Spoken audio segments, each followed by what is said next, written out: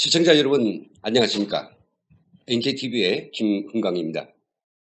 오늘 시간에는 김일성 종합대학을 졸업하고 만청산 연구소라고 하는 김일성의 만수무강을 보장하는 연구사업을 하다가 대한민국에 와서 또 북한 과학에 대해서 상당히 깊은 심의를 가지고 들여다보고 있는 김형수 선생님 모시고 북한 과학의 이모저모를 함께 듣는 그런 시간을 가지도록 하겠습니다.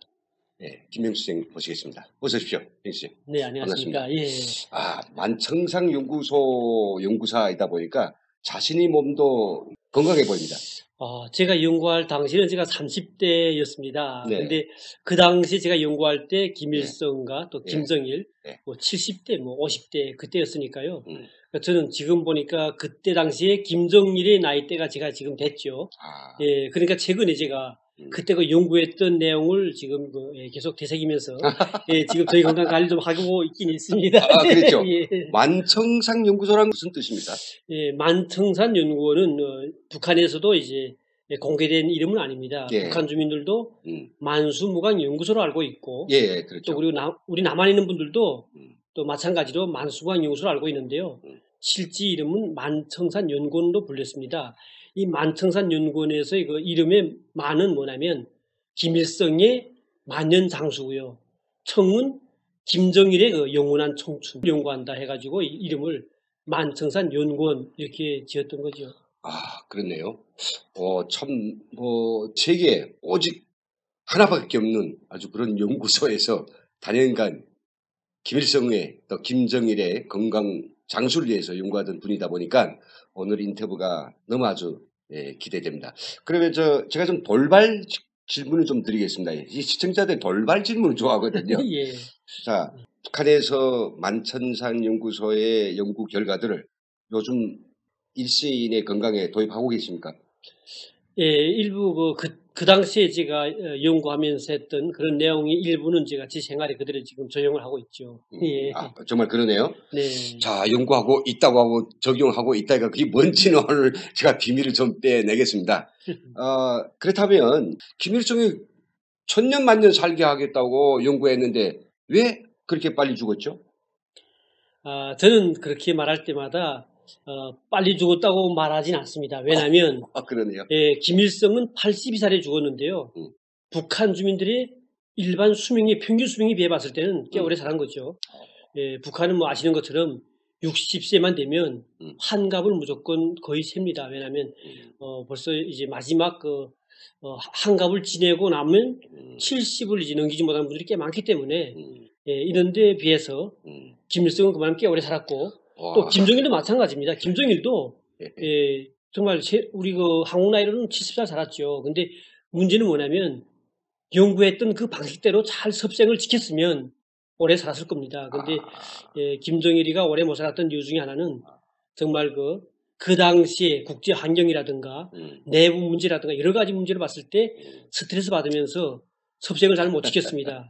또 아시는 것처럼 밤잠을 안 자고 기쁨조를 불어다 놓고 정말 무리한 정말 그 생활 리듬이 이제 파괴되면서 생활했기 때문에 오래 살 수 없었던 거죠. 그렇습니까? 근데 저희 부모님은 말이죠. 저희 부모님은 솔직히 만수무강 연구소가 없었는데도 83세까지 살았거든요. 네. 그래서 다수 그 연구 내용들에 대해서 당연히 제가 중요한 연구였겠지만은 결과적으로 이제 결과적으로 그렇지 못한 부분이 있어가지고 그런 생각도 어립니다. 네. 자, 그렇다면 돌발 질문 제가 세 번째인데요. 김일성이 건강을 위해서 만수무강 연구소에서 드렸던 음식들 가운데서 핵심 어떤 재료입니까? 가장 중요했던 것 중에 하나는 북한에 있는 것보다도 해외에 나가 있는 외교관들이 그 나라에서 좋다고 하는 그런 장수 이런 식자재라든가 그런 것들을 이제 북한다가 이제 들여보내는 거였는데요. 한마디로 말하면 충성 경쟁이었습니다. 그러다 보니까 북한 주민들도 모르는 그런 이제 약재나 비슷한 그런 식품 재료를 많이 들어왔죠. 한 가지만 좀 튕겨주십시오. 실례 들어서요, 이제 사람이 노화되면서 가장 중요한 것 중에 하나가 설탕이 이제 노인성 질병 유발에 참 위험한 요소입니다. 그렇죠. 그러다 보니까 그때 이제 김일성과 김정일은 당뇨병을 앓다 보니까 어떻게 하면 음식물에 가미하는 그 당분을 설탕이 아닌 다른 것으로 할 것인가. 그걸 이제 연구하던 과정에 중국의 그 계림지역이라고 하는 곳에서 나오는 나한가를 가지다가 우리가 그걸 연구했습니다. 이 나한가는 당분 자체가 일반 사탕수수보다도 한 300배가 답니다. 근데는 입에서만, 혀끝에서만 단맛을 느낄 뿐 실제 몸에 흡수가 안 됩니다. 그대로 배설되기 때문에 그래 그 단맛을 저희들이 추출해 가지고 각종 김일성과 김정일이 먹는 여러 가지 음식들에다가 이제 또 과자라든가 이런 데다가 이제 첨가해 가지고 그걸 이제 위에다가 증정을 했었죠. 그렇습니까? 네. 김정은 정권에 들어왔을 때 그 연구소들은 그냥 존재할까요? 예, 존재합니다. 물론 제가 김정은이가 이제 집권한다고 하는 바람에 더 이상은 제가 북한에서 살기를 정말 희망이 없다고 봤고 탈북을 했는데 그리고 온 다음에 지금 현재로서 계속 지금 북한에 있는 그 연구소에 대해서 제가 여러 가지로 좀 알아봅니다. 근데 현재도 그 연구소들이 존재하고 있습니다. 왜냐하면 지금은 역시 마찬가지로 김정은이를 어떻게 하면 오래 살게 하겠냐. 그 어린 김정은도 지금 벌써 이제는 만수무강 연구 대상으로 이제 연구소에서 관리하고 있는 거죠. 네. 전세, 만세, 네. 오래오래 살겠다고 숱한 연구원들이 달라붙어서 온갖 진귀한 모든 것들을 다 섭취하며 사니까 얼마나 오래 간지 좀 두고 봐야 되겠습니다만은 분명 김영성이 이야기했던 아무리 잘 먹어도 마음이 편해야 되고 네, 맞습니다. 스트레스를 받고 밤낮 악몽 같은 꿈만 꾼다고 하면 행복을 갖다 터뜨릴 생각만 한다면 어떻게 사람이 마음같이 그렇게 소원대로 네. 백년장수하겠습니다. 어려운 일이라고 생각됩니다. 어떤 돌발 질문 너무 이제 아주 명쾌하게 대답해 주셔서 감사합니다. 우리가 오늘 지금 이야기하자고 하는 것은 북한 과학이죠. 네. 북에서는 과학을 주체과학이라고 명명하죠. 북한은 뭐 아무 것이나 다 앞에다 주체를 붙이죠. 그럼 주체를 붙였다고 하면 북한 과학의 특징은 뭡니까? 비주체과학인 남한 과학과 주체과학인 북한의 그 과학은 어떤 차이가 있죠? 일단은 뭐 북한은 과학의 기본 이론 내용은 뭐 국제적으로 통용되는 그대로 그 공식이라든가 이론의 바탕, 기초적인 측면은 다 같습니다, 사실은.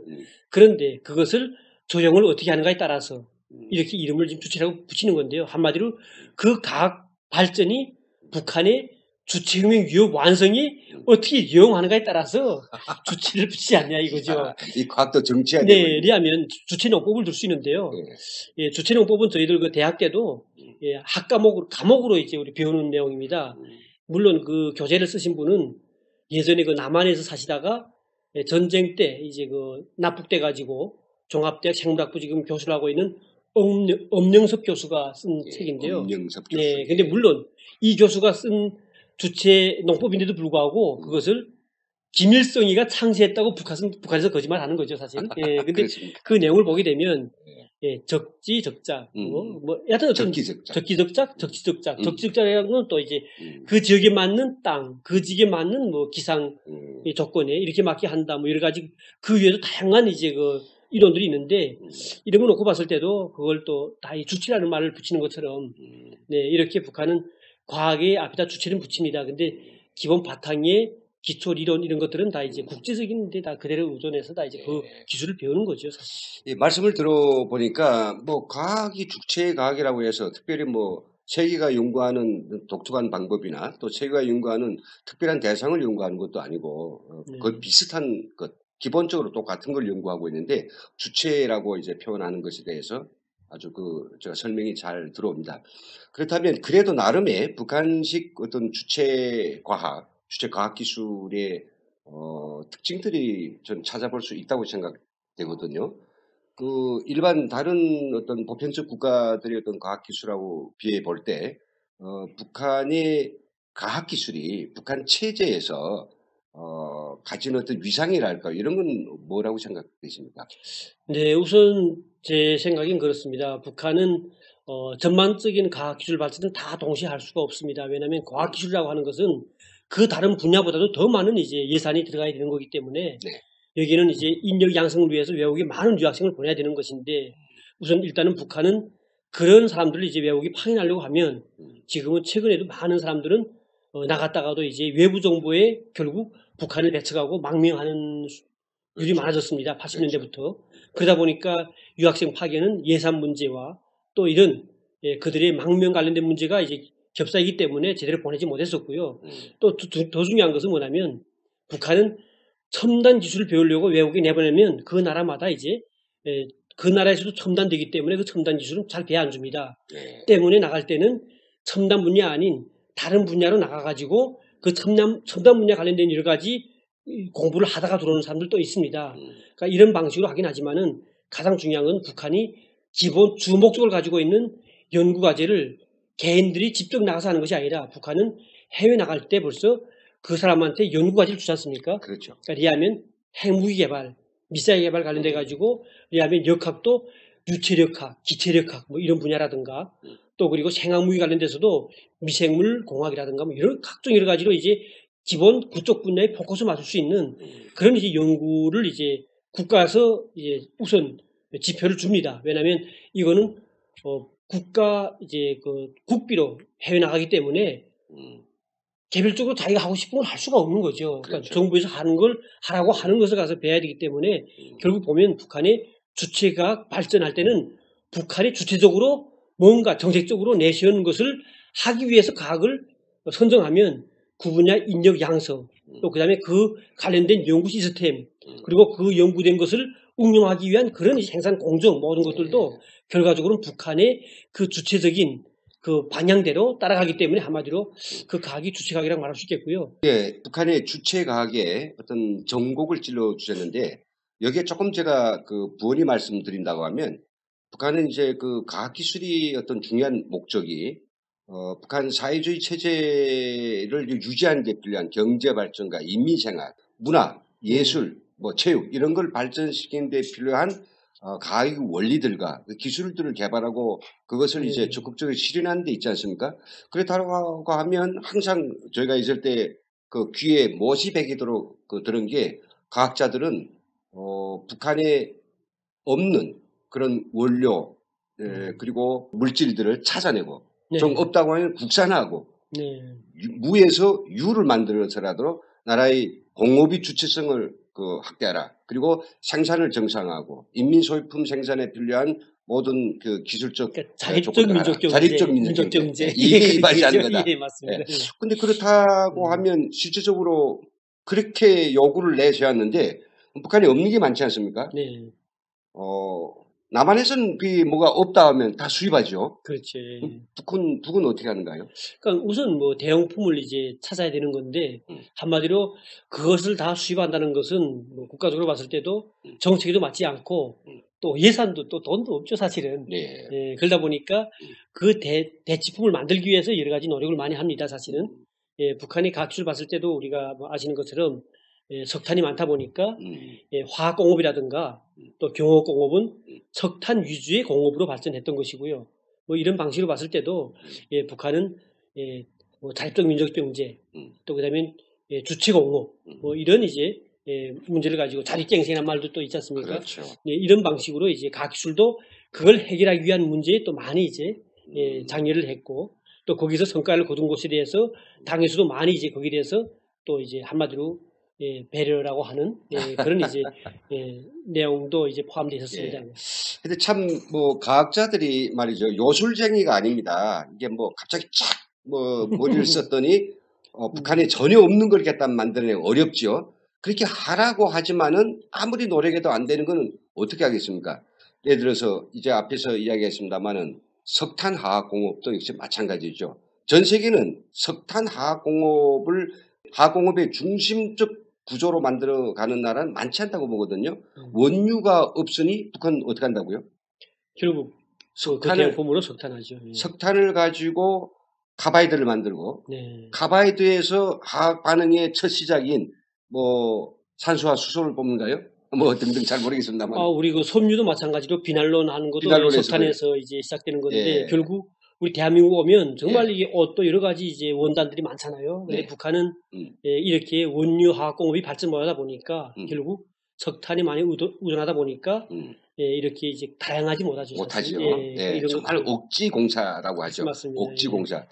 북한에 제가 알고 있기로는 콕수가 없어요. 콕수가 있어야 이게 철을 생산하는데 그럼 콕수가 없으면 어떻게 하던가요, 북한은? 그러니까 주체처리라고 하는 게 나왔죠. 예, 그건 뭡니까? 한마디로 석탄을 또 이제 가지고 석탄 가지고. 그걸 또 이제 어떻게 뭐 고열 뭐 어떻게 처리하는 거더라고요. 그건 제가 조금 아는데 잘 제가 그 모르겠어요. 공장에 갔거든요. 네. 어떻게 하느냐면요. 이게 석회석 그리고 석탄 그리고 또 거기에 미량의 고열탄을 좀 섞어가지고 이렇게 그 하는 구단강 그러니까 이 석탄을 가지고 여러 가지 섞어서 알탄을 만들어요.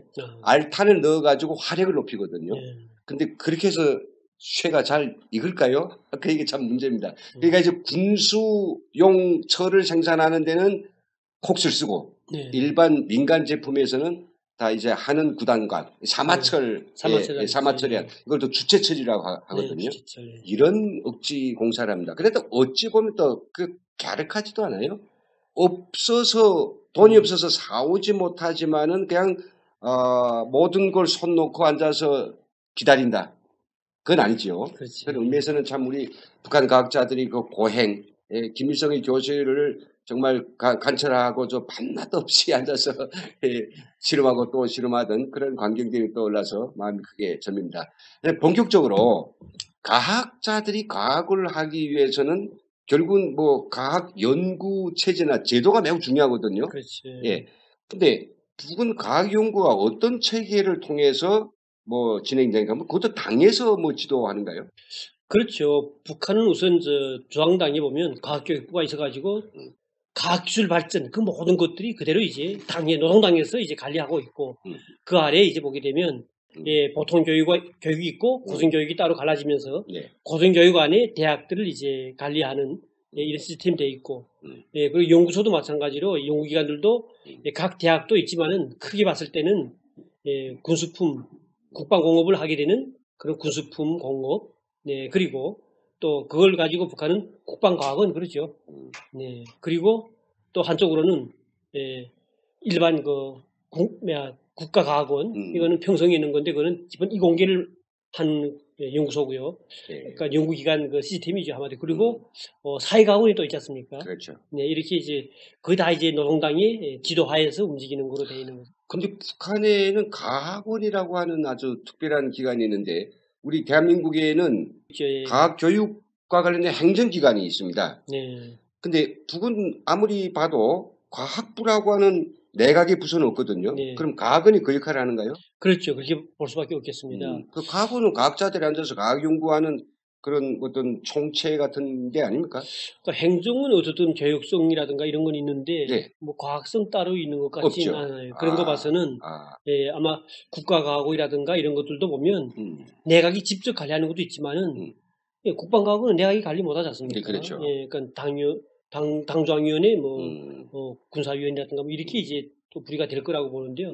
이렇게 놓고 봤을 때 북한은 이 과학기술 시스템도 우리 대한민국이나 다른 여러 나라에 비해 봤을 때는 좀 약간 특이하게 다르게 움직이지 않겠냐 이렇게 생각됩니다. 그러네요. 그 행정기관도 우리 남한하고 좀 틀리고 과학원은 과학적 연구하고 또 행정지도. 행정이라고 하는 건 그런 겁니다. 과학 연구를 위해서는 수요가 있지 않겠습니까? 그렇지. 공업이나 기업이나 뭐 어떤 가계의 그런 수요가 있는데 국제적 수요도 있고요. 그것을 이게 소화하기 위해서 어떤 연구 과제를 할 것인가 계획을 세워야 되고 그 계획된 것들에 대해서 자금이나 기타 조건들을 보장해 줘야 되겠죠. 그런 것들을 총괄하는 행정적 기능을 바로 과학자들이 맡아 한다. 이런 소리가 되겠습니까? 네. 확실히 대한민국하고 구조체계가 다릅니다. 근데 사실은 과학 연구 방법에 있어서 우리는 남한의 어떤 그 연구소 중심의 이런 연구 체계를 보았는데 북에서는 뭐 우리 계실 때 연구 사업도 많이 하셨는데 그 연구 주제를 어떻게 정합니까? 본인이 외국의 그런 과학기술 상황들을 쫙 따져보고 또 국내 수요를 따져보면서 나는 올해 A라고 하는 과제를 하겠다. 그럼 그런 식으로 되는가요? 그러죠. 우선 일단은 좀 약간 차이가 나는데요. 가장 중요한 것은 거의 많은 비중은 국가에서 이제 과학기술 과제를 하달합니다. 사실은. 국가과제. 국가과제가 있죠. 근데 국가과제 말고 개인들도 이자처럼 자기가 문헌들을 연구조사하는 과정에 나는 이거 좀 하고 싶다 하면 그걸 이제 연구가 이제 그 자기 시스템 봤을 때는 연구소 안에 연구실이면 연구실 실장을 거쳐가지고 단계식으로 올라갑니다. 보통 보게 되면 다음에 하는 연구 과제를 북한은 보통 이제 예, 그 전해 8월 달에 이제 완료해야 됩니다. 연구 계획을. 그러니까 그 전에 하려니까 보통 6, 7월 달이면 거기다가 이제 다음에 할 수 있는 연구 과제를 내야 되는데요. 우선 연구 제목과 함께 다음에 분기별로, 월별로, 마지막에는 매 주별로 이제 어떤 걸 하겠다는 이런 연구 과제를 쭉 다 계획을 세워야 되고, 거기에 해당하는 이제 만약 생물학 분야다 하면 생물학 실험들을 한다 해도 그 시기별로 필요한 시약들, 필요한 설비들, 네. 거기에 대한 것들 다 조사해야 됩니다. 그래가지고 8월 달이면 완전 완료돼가지고 네. 가인 그러면 거기에 필요한 수입 시약은 어떤 것이 드는데, 예, 진짜 대학 수당 가게 되면요, 미국의 시그마 회사, 그다음에 독일의 마나임 회사 그 시약 까다롭고 다 있습니다. 그걸 보면서 자기가 다 신청을 하는 거죠. 근데 이런 경우는 보통 일반 연구소는 좀 해당하지는 않고요. 저희 같은 이제 김부자 연구소 같은 경우는 예. 그건 뭐 돈을 아끼지 않죠, 사실은. 예. 만약 누가 야 이게 돈 너무 많이 든다 이런 말만 했다가는 그 사람은 그날로 목이 날아납니다. 왜냐하면 이 수령님의 만년장수 왜 이게 뭐돈 가지고 이게 뭐 이렇게 하냐 이렇게 되는 거죠. 그래서 저희 같은 경우는 사실 그 대학습당 가게 되면 정말 북한도 대학습당에는 진짜 그런 자료가 엄청 많이 들어와 있습니다. 그래요. 예, 그런 걸 보고 이제 계획을 다 세우는 건데 그 외에 다른 분들 같은 경우는 다른 연구소 같은 경우는 웬만하면 정부 국가 과제가 이제 떨어지고 그 과제 할당해 가지고 연구실마다 이제 또 연구 이제 과제가 이제 분 과제들이 다 이제 나눠지고 네. 이렇게 해서 계획이 세워지고 마지막에 총체적으로 그것들이 국가 계획위원회까지 올라가서 필요한 시약과 이 각종 여기에 설비라든가 이런 것들이 다 그대로 네, 계획이 신청돼 가지고 다음에 연구에 이제 필요하게끔 보상되고 뭐 이런 이제 시스템이 다 되어 있는 거죠. 그래요? 주체가 아주 이거 계획화를 중시하는구만요. 그렇다면 혹시 주체과학이라고 하는 거기에서 우리가 느껴봤지만은 연구의 어떤 방법에 있어서도 좀 결과를 놓고 평가할 때 네. 좀 틀린 것 같아요. 우리 적어도 대한민국에서는 과학자들의 연구 결과는 그가 내놓은 특허 기술, 네. 그걸로 실현된 제품, 네. 또 그것이 또 시장에서 정말 돈으로 만들어져야 되지 않습니까? 그렇죠. 순수한 과학, 순수한 기술, 이거는 별로 여기에서는 뭐 하는 분들도 있겠습니다만은 그게 별로 인정이 안 되는 것 같아요. 네. 근데 북에서는 좀 다르지 않습니까? 여기 대한민국 석사들이 석사는 북한에서 학사이거든요. 지금 말해서 학사라죠. 네. 학사들이 학사 논문을 변론하기 위해서 이게 도입과 관련된 증서를 바쳐야 되는데 네. 반드시 이론으로 연구해낸 걸 현실에서 도입해서 국가에 이득을 줬다라고 하는 현장에 그런 증명서가 있어야 되죠. 그러니까 그것도 이제 얼마라고 하는 그 이득을 줬을 경우도 얼마라고 하는 것에 따라서 그 논문의 가치가 이제 오르내리고 하는 것이죠. 그러네요. 자, 그렇다면 실질적으로 연구 방법에 있어서도 우리가 여기서는 주로 실험실, 네. 자기 연구소에서 주로 많이 하고요. 때로는 현장도 갑니다만은 북한의 연구 방법은 현장 연구란 말 많이 우리 하지 않았습니까? 그렇죠. 예. 그건 또 뭐였던가요?